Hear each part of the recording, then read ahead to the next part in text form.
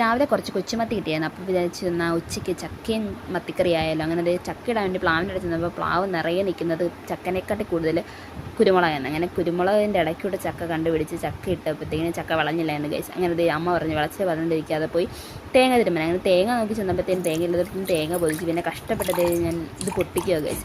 ഇത് പൊട്ടിച്ചിട്ട് പൊട്ടുന്നില്ലായിരുന്നു. എങ്ങനെയൊക്കെയോ പിടിച്ചൊക്കെ പൊട്ടിച്ച് കഴിഞ്ഞപ്പോഴത്തേക്ക് കുറച്ച് തേങ്ങ വെള്ളം ഉണ്ടായിരുന്നു. അങ്ങനെ തേങ്ങ വെള്ളം കുടിച്ച് നോക്കിയപ്പോൾ കുറച്ച് വെള്ളമായിരുന്നു. ഇങ്ങനെ ഭയങ്കര രുചിയായിരുന്നു ഗൈസ്. എന്നിട്ട് ഞാൻ തേങ്ങ തിരുമാൻ തുടങ്ങി. ഇങ്ങനെ തേങ്ങ തിരുമ്മി കഴിഞ്ഞാൽ വെളുത്തുള്ളി പൊളിച്ചു, പിന്നെ കറിവേപ്പില ഇട്ട്. അത് കഴിഞ്ഞപ്പോൾ അമ്മ പറഞ്ഞ് കാന്താരി പറിക്കാൻ പോകണം. അങ്ങനെ കാന്താരി പറിച്ചുകൊണ്ട് വന്ന് കാന്താരിയും പറിച്ച് കഴിഞ്ഞപ്പോഴത്തേക്കും ഗൈസ് എൻ്റെ ദയൽ കണ്ടോ.